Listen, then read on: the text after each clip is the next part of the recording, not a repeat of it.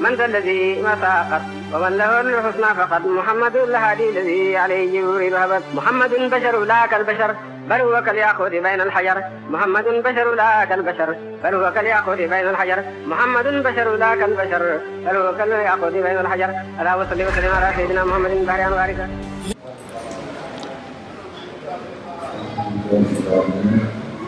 والصلاة والسلام على سيدنا محمد وعلى آله وصحبه أجمعين.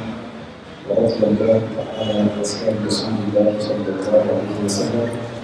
يا أيها الشريك وقول الله من هذا المقام ولتعرفني بنظرته تعطينا بالزهر إفاء الملك المزمر بحفظنا والتعقول إفاء في المحكمة تعطينا بالزهر. سبحان ربك رب العزة عما يصفون وسلام على المرسلين والحمد لله رب العالمين. Une fois, nous rendons grâce à Allah subhanahu wa ta'ala et nous nous sommes le prophète sallallahu alayhi wa sallam. Et comme une tradition depuis le début du silence sacré de Ramadan, nous allons commencer le grand-père des épiques de Mawlana Cheikh Ahmed Tijani.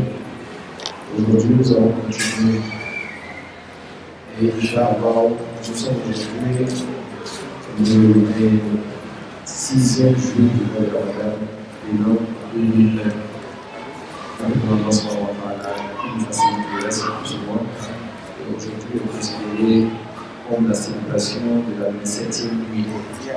Je me souviens que c'est le fois des grands-pères de Paris, ça va que ce soit la plupart. Alors, cette fête d'aujourd'hui a une importance capitale. Donc, aussi, c'est une révélation que chacun tient comme ses disciples. Ça permet de résoudre beaucoup de problèmes. Voilà pourquoi il faut accorder beaucoup d'importance aux élèves de chaque matière. Il faut le dire parce que dans ces élèves-là, il y a beaucoup d'enseignements. Alors, comment ces élèves-là, voilà cette fête-là en disant بعد البسملة والصلاة والسلام على رسول الله. Après que moi je vais commencer cette fête-là en disant Bismillah ar-Rahman ar-Rahim et en faisant le salat sur le prophète Muhammad sallallahu alayhi wa sallam, jusqu'à la fin de cette lettre, il dit وما أظن أنه يفعل ربك بنا سبيله أو فلان.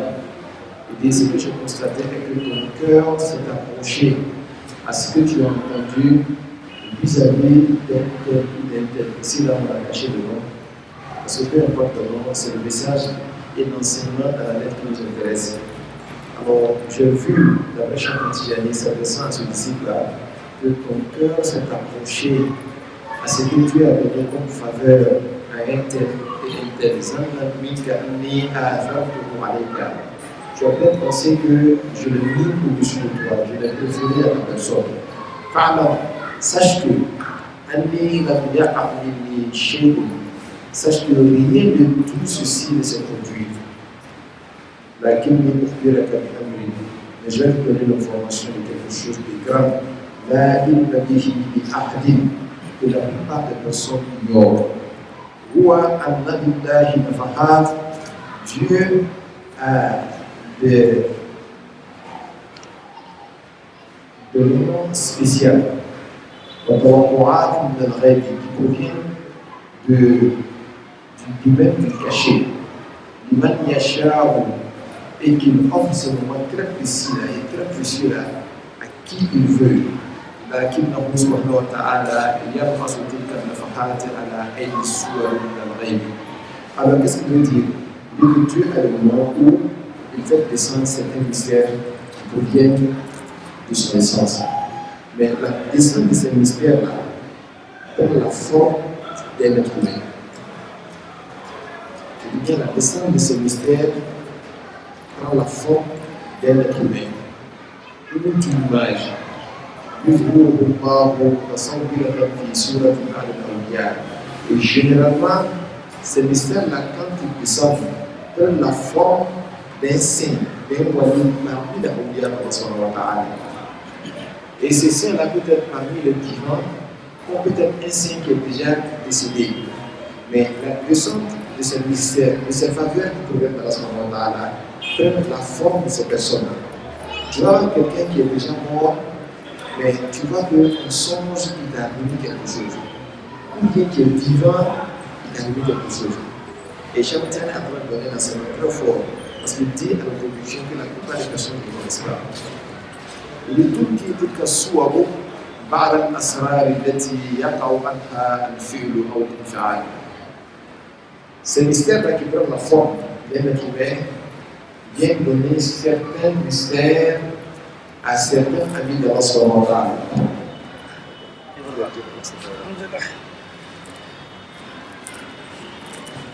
La personne voit un symptôme qu'il connaît très bien.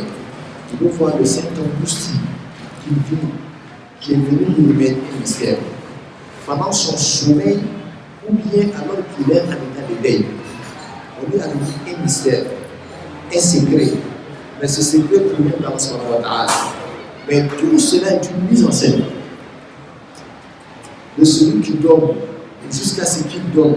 Tout est une mise en scène. Quand toi tu es à côté de lui, tu vois que chaque fois qu'il a donné un secret à Diabaté.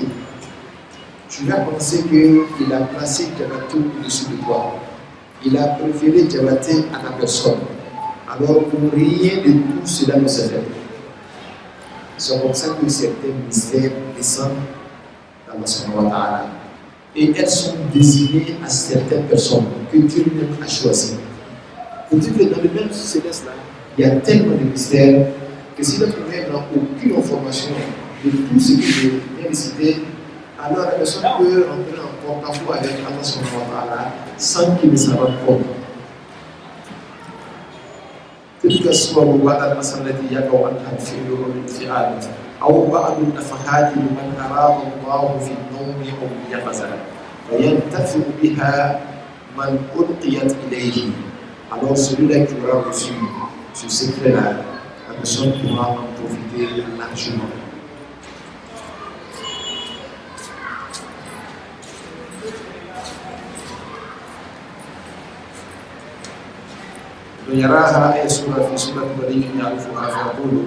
Alors donc la personne là, comme je l'ai dit, peut être en état de veille ou en état de songe.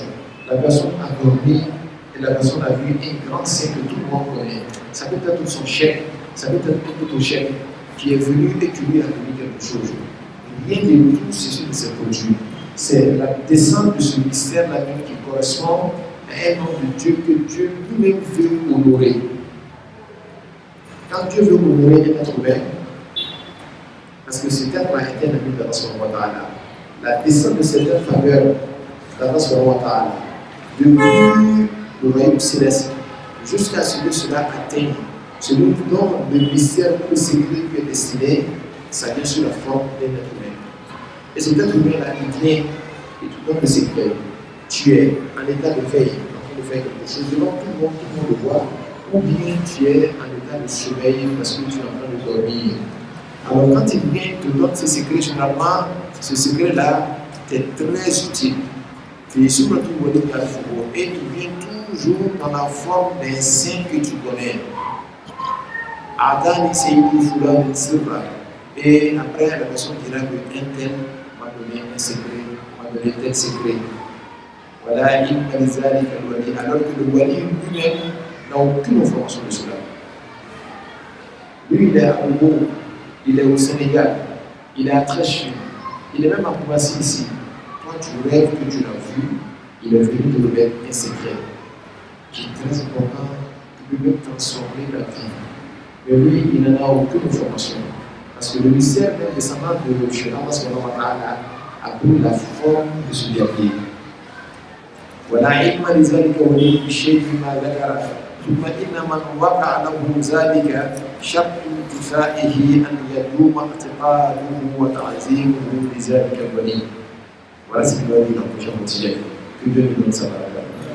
Il dit celui qui reçoit un secret par la forme d'un wali qu'il connaît.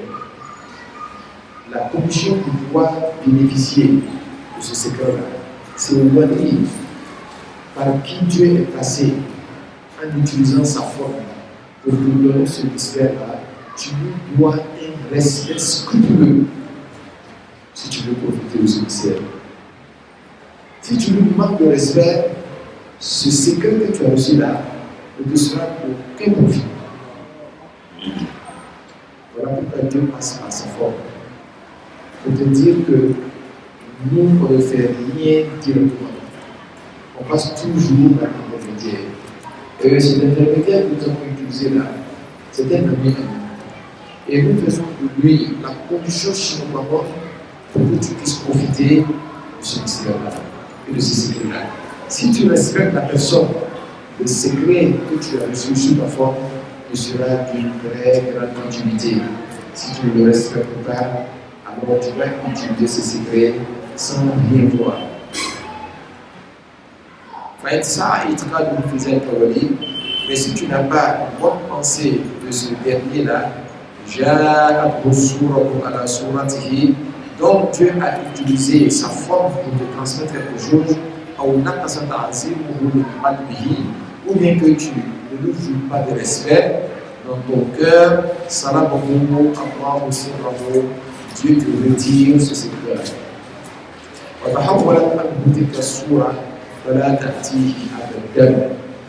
Cette forme que tu as vue, à partir de laquelle Dieu est passé pour te donner ces secrets-là, tu ne verras plus jamais cette forme. Ça veut dire que Dieu ne va jamais l'utiliser. Et aussi, si tu ne fais pas attention, Dieu ne te donnera plus encore un de ses amis pour te donner quoi que ce soit. On apprend à partir de cela que Dieu aime toujours utiliser les intermédiaires. Et quand il te donne quelque chose à travers l'intermédiaire, c'est dans ce moment-là que tu profites de ça largement parce que ça fait partie de la tradition d'Allah subhanahu wa ta'ala. وَلَا يَنَالُ سِرًّا أَبَدًا وَبَكِيَ فِي نُزُولِ بِالْإِهَانَةِ. Alors ce dernier a reçu ce secret et il n'a pas respecté l'image ou la forme que Dieu a donnée.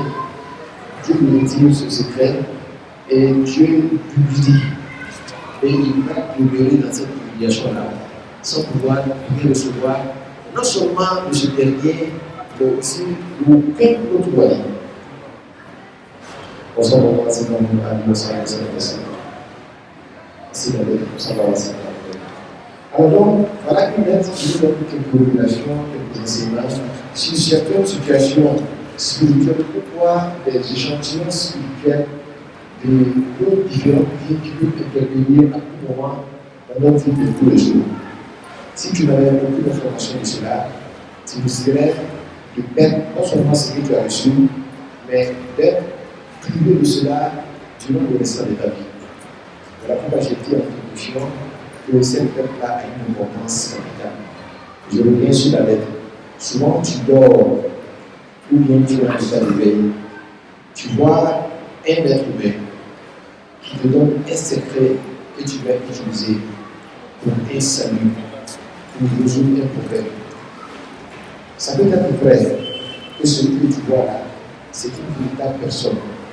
Mais en même temps, ça peut être la forme de l'image d'un saint homme, d'un ami de Dieu, d'un wali de Dieu que Dieu a utilisé sa forme dans la descente de ce secret-là pour être transmis. La condition pour profiter de ce secret-là est que toi, tu dois respecter cette personne-là dont Dieu a pris sa forme pour te transmettre le secret. Si tu ne le respectes pas, non seulement Dieu te prive de ce secret, mais Dieu t'humilie. Et tu restes dans cette humiliation le restant de toute ta vie. C'est instructif, ça nous donne des informations que nous n'avons pas, mais en même temps, c'est une mise en garde.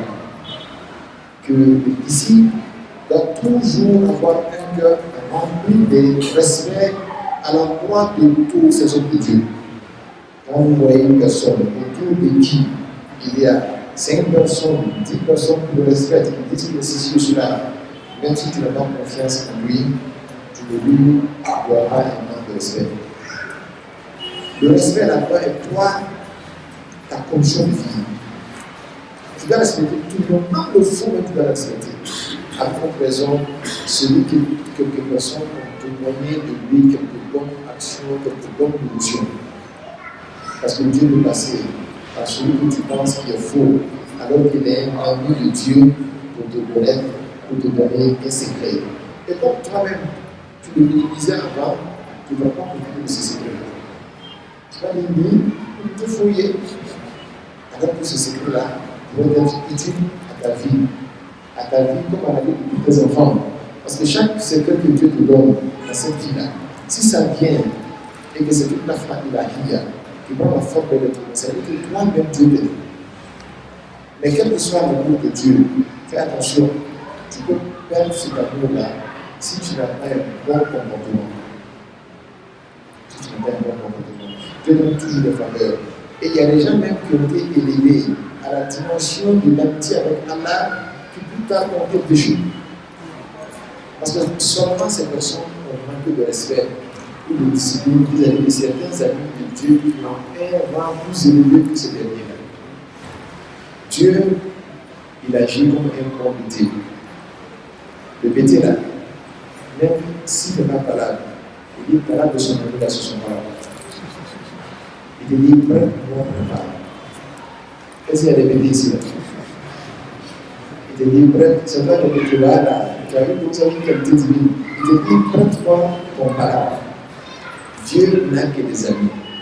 Dieu, dans cette dimension divine, il s'est occupé de toute autre chose. Il n'a pas de femme, il n'a pas d'enfant, il n'a pas de frère, il n'a pas de cousin, il n'a pas de tonton. Il n'est pas né quelque part. Il a toujours été comme ça. Un être comme ça, il faut avoir peur de lui. Parce que quand tu es en porte-à-faux avec quelqu'un et qu'il devient comment, tu peux passer par son papa ou ton papa. Dieu n'a pas de papa. Tu peux passer par son frère pour lui demander pardon, lui n'a pas de frère. Il n'a pas de femme, surtout aujourd'hui là, pour avoir le pardon d'une personne là, la plupart des personnes passent par sa femme qui l'aime bien. Dieu n'a pas de femme. Il n'a même pas de petit-fils. Il n'a rien de tout ça. Mais c'est donné quelque chose, c'est l'amitié, il n'a que des amis. Le prophète Mohammed sallallahu alayhi wa sallam, malgré tout l'amour que Dieu a pour lui, Dieu n'a pas fait de lui son enfant. Il n'est que l'ami de Dieu. Donc, quand Dieu passe par un ami de Dieu pour t'honorer, Dieu voudra que toi-même tu honores cet ami-là. Si tu vois que tu as des manquements vis-à-vis de ce dernier-là, c'est que Dieu l'a donné à travers lui, Dieu te l'arrache. Parce que tu n'as pas été respectueux vis-à-vis de ce dernier-là, de son ami. Et il a dit ainsi, celui-là qui se formalise contre un seul de mes amis, alors moi Dieu, je lui donne la permission de m'affronter en guerre. Alors une personne qui va affronter Dieu en guerre, là c'est dit, je ne peux pas permettre d'aller affronter Dieu en guerre.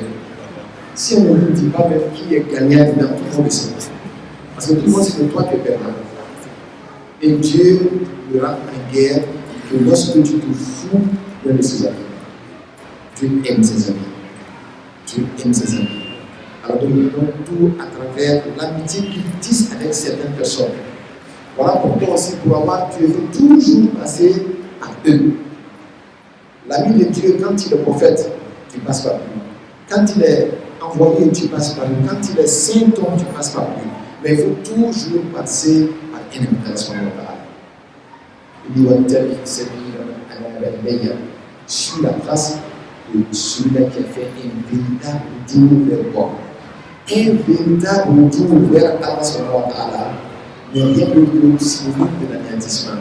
C'est parce que là, tu es anéanti totalement en Dieu.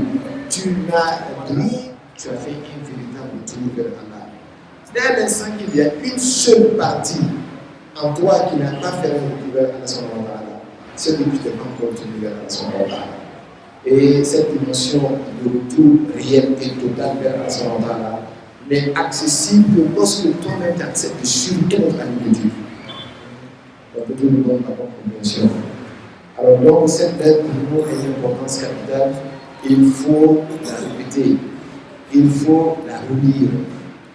Ici, la Charpentière était en train de mettre en garde un de ses disciples qui s'était fâché parce que ce dernier a vu la forme de Charpentier en train de remettre un secret à un autre disciple, pas lui. Donc, automatiquement, il est rentré dans cette colère. C'est dit que peut-être que Charpentier aime ce dernier plus que moi. Charpentier a vu qu'il a commencé à se retirer de lui. Alors, par pitié, il lui a expliqué cette chose. J'allais dire, c'est mon enseignement. Sinon, il aurait pu se taire et la personne allait se détruire cadeau. Donc, Dieu nous donne la compréhension, Inch'Allah. Alors, donc, voilà la connaissance de la lettre de Yamala qui nous en donne la compréhension liée à cela. Et que nous-mêmes, nous soyons parmi les personnes par qui Dieu passe pour honorer d'autres personnes. Alors, ça, il y a Aziz. سبحان الله رب العزة عما يصفون والسلام على المرسلين والحمد لله رب العالمين